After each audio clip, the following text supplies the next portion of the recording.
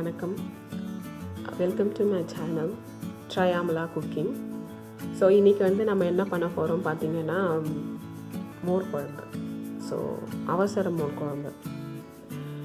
நான் இப்போ வந்து அதுக்கான தயிர் எடுத்து வச்சுருக்கேன். கொஞ்சம் புளிப்பான தயிராக இருந்தால் கொஞ்சம் நல்லாயிருக்கும். இது அதுவும் நல்ல கட்டியான தயிர். 2 கப் அளவுக்கு, அதாவது 1/2 லிட்டர் அளவுக்கு எடுத்துக்கோங்க. தயிர் அதிகமாக இருந்தால் நல்லாயிருக்கும். ஆக்சுவலாக நான் செய்ய போகிற அளவு பார்த்திங்கன்னா 4 to 5 பேர் நல்லா தாராளமாக சாப்பிட்லாம். ஸோ அதுக்கு 1/2 லிட்டர் எடுத்து வச்சுருக்கேன். பூசணிக்காய் வந்து நான் கொஞ்சமாக தான் எடுத்து வச்சுருக்கேன், அதுவும் மஞ்சள் பூசணிக்காய். எனக்கு வெள்ளை பூசணிக்காய் கிடைக்கல. வெள்ளை பூசணிக்காய் இருந்ததுன்னா கண்டிப்பாக வெள்ளை பூசணிக்காயில் செய்யுங்க, ரொம்ப நல்லாயிருக்கும். அப்படி இல்லை, காய் எதுவுமே இல்லை, வெண்டைக்காயில் செய்யலாம். ஒரு 3 டேபிள் ஸ்பூனுக்கு வந்து உடச்ச கடலை எடுத்து வச்சுருக்கேன். அப்புறம் வந்துட்டு ஒரு 3 டேபிள் ஸ்பூன் அளவுக்கு துருவின தேங்காய் எடுத்து வச்சுருக்கேன். நம்ம வந்து பார்த்திங்கன்னா யூஸ்வலாக நம்ம என்ன யூஸ் பண்ணுவோம், ஆக்சுவலாக எங்கள் வீட்டு சைடெல்லாம் வந்து என்ன பண்ணுவாங்க பார்த்திங்கன்னா, அரிசி கொஞ்சோண்டு 1 ஸ்பூன் அளவுக்கு அரிசி, அப்புறம் வந்துட்டு துவரம் பருப்பு ஊற வச்சு செய்வாங்க. ஸோ அது வந்து டக்குன்னு செய்கிறோம் இல்லையா. ஸோ அதனால் நான் அடிக்கடி செய்வேன். நான் வீட்டில் நாங்கள் டக்குன்னு செய்யலாம் அப்படின்னு சொல்லிட்டு நான் ட்ரை பண்ணியிருக்கேன் நிறைய தடவை, நல்லா தான் இருக்கும். ஸோ அதனால் காட்டலாமே அப்படின்னு சொல்லிட்டு இந்த வாட்டி வீடியோ போட போகிறேன். அப்புறம் 1 டேபிள் ஸ்பூன் அளவுக்கு சீரகம், இஞ்சி வந்து நல்லா இந்த சைஸ் எடுத்திருக்கேன். இது கழுவியிருக்கேன், பார்த்துக்கோங்க இந்த சைஸு. அதாவது 2 இன்ச்சு 3 இன்ச்சு இருக்கும்னு வச்சுக்கோங்களேன். அப்புறம் வந்து ஒரு 8 மிளகாய் எடுத்திருக்கேன் நான். இது கொஞ்சம் நல்லா காரமாக இருக்கும் எங்களுக்கு. இந்த மிளகாய் நல்ல காரமான மிளகாய். ஸோ வந்து நான் 8 மிளகாய் அடிச்சிருக்கேன். உங்களுக்கு வந்து காரத்துக்கு ஏற்ற மாதிரி நீங்கள் எப்படி சாப்பிடுவீங்க அதுக்கு தகுந்த மாதிரி எடுத்துக்கோங்க. இது வந்து வெங்காயம். ஆக்சுவலாக நிறைய பேர் யூஸ் பண்ணுவாங்களா எனக்கு தெரியல, ஆனால் வந்து பார்த்திங்கன்னா இது நல்லாயிருக்கும், டேஸ்ட்டு வந்து நல்லா கொடுக்கும் வெங்காயம். இது வந்து சின்ன வெங்காயத்தில் ஒரு பாதி போட்டுக்கோங்க, ரொம்ப வேண்டாம், பாதி போட்டுக்கோங்க. இதெல்லாம் வந்து அரைக்க போகிறோம். அதை கொத்தமல்லி, கருவேப்பிலை. ஸோ வந்து எதெல்லாம் நம்ம அரைக்க போகிறோம் வந்து பார்த்திங்கன்னா, கொத்தமல்லி, புதினா, இது கருவேப்பிலை கிடையாது, அது நம்ம வந்து கடைசியாக போட போகிறோம். சீரகம், இஞ்சி, பச்சை மிளகா, வெங்காயம், அடுத்தது உடச்ச கடலை, தேங்காய் துருவல், இது அத்தனையும் போட்டு நம்ம அரைக்க போகிறோம், பேஸ்ட் பண்ணிக்க போகிறோம். தாளிப்புக்கு கடுகு, உப்பு தேவையான அளவு, பெருங்காயம் தூள். பெருங்காயம் இல்லாமல் மோர் குழம்பு கண்டிப்பாக கிடையாது. பெருங்காயம், எண்ணெய், அப்புறம் ஒரு 1/2 டீஸ்பூன் போதும் அளவுக்கு மஞ்சத்தூள். நான் சொன்னேன் இல்லைங்களா, வெங்காயம், உடச்ச கடலை, அப்புறம் தேங்காய் துருவல், இஞ்சி, சீரகம், பச்சை மிளகா, இது அத்தனையும் போட்டு அரைச்சிட்டு பேஸ்ட் பண்ணிட்டேன் நான். ஸோ இந்த அளவுக்கு வந்து நல்லா வந்துட்டு பேஸ்ட் பண்ணிக்கணும். அவ்வளோதான். அடுத்தது வந்து நம்ம ஸ்டார்ட் பண்ணிட வேண்டியதான் சமைக்க. இது ஸ்டவ் ஆன் பண்ணி பேனை வச்சு எண்ணெய் ஊற்றிருக்கேன். ஸோ நம்ம வந்து இப்போ கடுகு போட்டுக்கலாம்.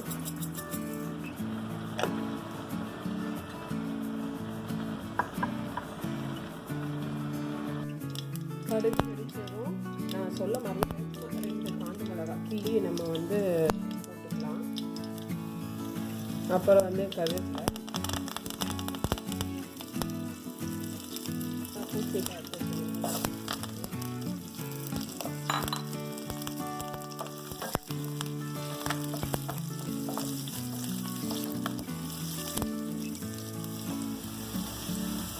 பெருங்காயம்,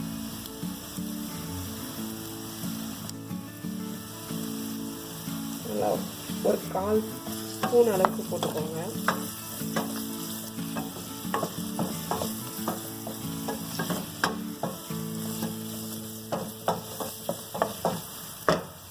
லைட்டாக வதங்கினா போதும்.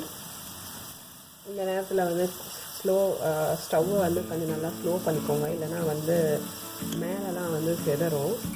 ஸோ வந்து நான் இதை ஊற்றுறேன்.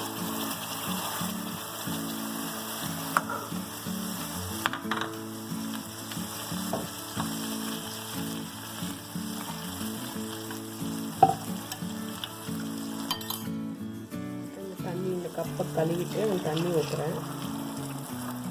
ஜாரில் இருந்த தண்ணியும் ஊற்றுறேன். கிட்டத்தட்ட இது வந்து 2 கப் அளவுக்கு நான் தண்ணி ஊற்றிருக்கேன் இப்போதைக்கு.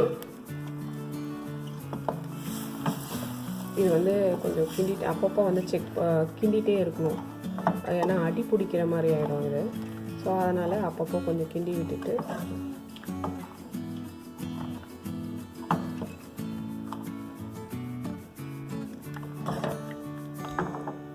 உப்பு போட்டுக்கலாம், நம்ம தேவையான உப்பு.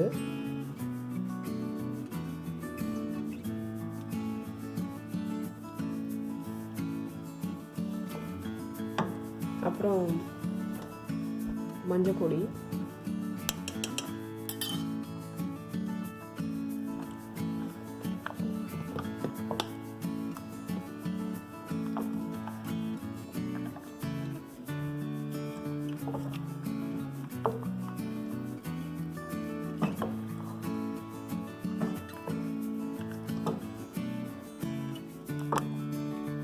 நான் இன்னும் கொஞ்சம் இன்னும் 1/2 கப் தண்ணி ஊற்றிக்கலான்னு இருக்கேன். ஏன்னா அது நல்லா கொதித்து அப்புறம் தயிரெல்லாம் ஆட் பண்ணிட்டோம் அப்படின்னு பார்த்தோன்னா கரெக்டாக இருக்கும். நான் வந்து ஏன்னா காய் வேறு கொஞ்சம் வேகணும் இல்லையா, ஸோ அதனால் வந்து கொஞ்சமாக நான் ஆட் பண்ணிக்கிறேன்.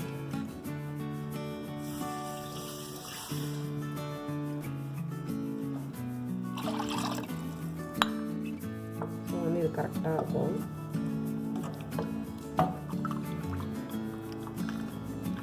உப்பு காரம் எல்லாம் செக் பண்ணிவிட்டு லிட்டை போட்டு க்ளோஸ் பண்ணிடலாம் நம்ம காய் வேகிற நேரத்துக்கு.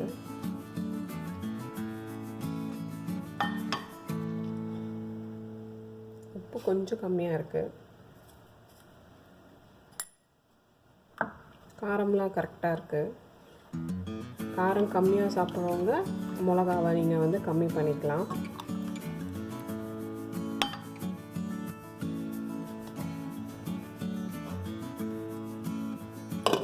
நான் க்ளோஸ் பண்ணிட்டேன். இது வந்து நல்லா வேகட்டும். நடுவில் வந்து நம்ம அப்பப்போ கொஞ்சம் கிண்டி விட்டுக்கலாம், ஏன்னா அது வந்து கட்டியாக கொஞ்சம் தீஞ்சிடக்கூடாது. ஸோ அதனால் அப்பப்போ கிண்டி விட்டுட்டு காயம் வெந்துச்சான்னு அப்பப்போ செக் பண்ணிக்கலாம்.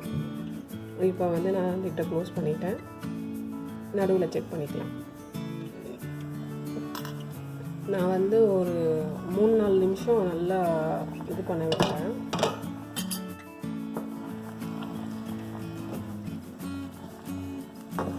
கொதிக்குது.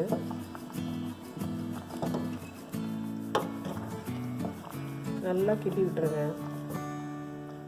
அடியில் எங்கன்னா பிடிச்சி இருந்தாலும் அப்புறம் தீஞ்சிடும். ஸோ அதனால்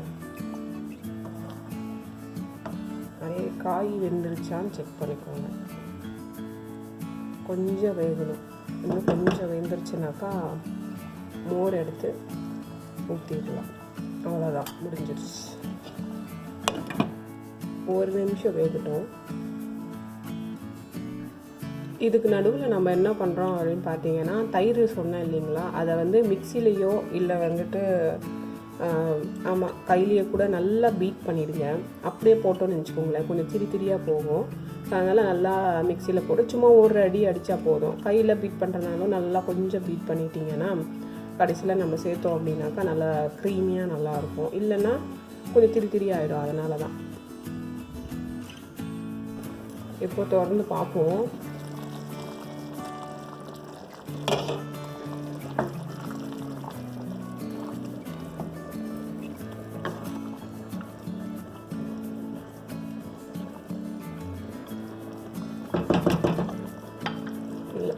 நல்லாவே வெந்துருச்சுங்க.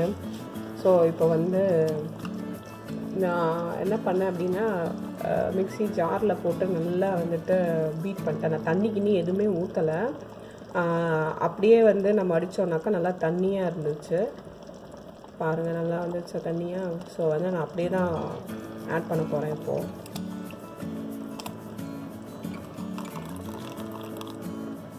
நான் கொஞ்சம் தண்ணி ஊற்றி அலசி இதில் ஊற்ற போகிறேன்.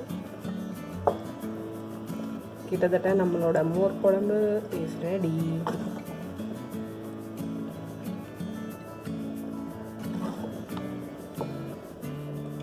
இது வந்து ரொம்ப கொதிக்க விடக்கூடாது, நம்ம சும்மா லைட்டாக ஒரு கொதி வரும்போது இறக்கிடணும்.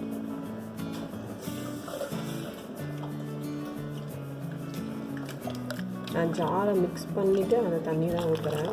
நான் தண்ணி எதுவும் ஆட் பண்ணல.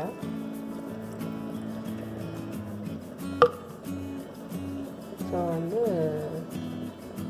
இது வந்து சும்மா லைட்டாக இந்த சைடில் வந்து நுர வர மாதிரி வரும். ரொம்ப கொதிக்கலாம் விடக்கூடாது. ஸோ அந்த டைமில் நம்ம வந்து ஆஃப் பண்ணிடலாம்.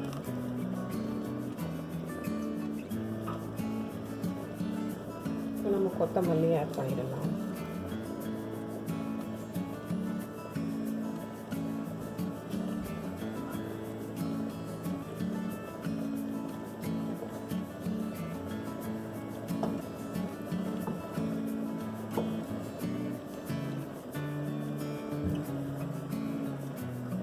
வந்து லைட்டாக வருது பார்த்தீங்களா? இந்த ஸ்டேஜில் வந்து நம்ம ஆஃப் பண்ணிடலாம். நான் ஆஃப் பண்ணிட்டேன். வந்து லிட்டை போட்டு க்ளோஸ் பண்ணிவிடுவோம். முடிஞ்சு ரொம்ப கொதிக்க விடக்கூடாது அதை. ஸோ அதெல்லாம் 10 நிமிஷத்தில் முடிஞ்சிடும். இது கொஞ்சம் காய் போட்டதுனால ஒரு 5 மினிட்ஸ் கொஞ்சம் எக்ஸ்ட்ராவாக எடுத்துக்கிச்சு. ஸோ காய் இல்லாமலும் செய்யலாம். அதுலேயே காய் போடாமல் இந்த மாதிரியே செஞ்சுட்டு நம்ம வடை இருக்கு இல்லைங்களா, உளுந்து வடை, அதை சுட்டு கூட இதில் போட்டோம் அப்படின்னா, வடை போடுறதா இருந்தால் நம்ம வந்து இன்னும் கொஞ்சம் தண்ணியாக வச்சுக்கணும் குழம்பு. இன்னும் கொஞ்சம் ஒரு 1.5 கப்பு அப்படியா கொஞ்சம் தண்ணி ஊற்றிடணும்னா கொஞ்சம் தண்ணியாக இருக்கும். அந்த ஸ்டேஜில் வந்துட்டு நம்ம வடை சுட்டு இதில் போட்டு ஊற வச்சோம் அப்படின்னா அருமையாக இருக்கும். டக்குன்னு மோர் குழம்பு இஸ் ரெடி. குழம்பு ரெடி ஆயிடுச்சு. அதான் சொன்ன மாதிரி காய் இல்லாமல் செஞ்சோன்னா 10 நிமிஷம் தான். வித் காயோடு செஞ்சோன்னா 15 மினிட்ஸ். ஸோ அவ்வளோதான். மோர் குழம்புனாலே டக்குன்னு தான் முடிஞ்சிடும். ஸோ அதுலேயும் நம்ம எப்படி ஈஸியாக செய்யலாம் அப்படின்னு சொல்கிறது தான் நான் வந்து காமிச்சிருக்கேன். அதுதான். இது வந்து பிடிச்சிருந்தா லைக் அண்ட் ஷேர் பண்ணுங்கள். அப்புறம் மறக்காமல் சப்ஸ்கிரைப் பண்ணுங்கள். அது கூடவே எப்படி இருந்ததுன்னு சொல்லிட்டு கமெண்ட் பண்ணிவிடுங்க. தேங்க்யூ.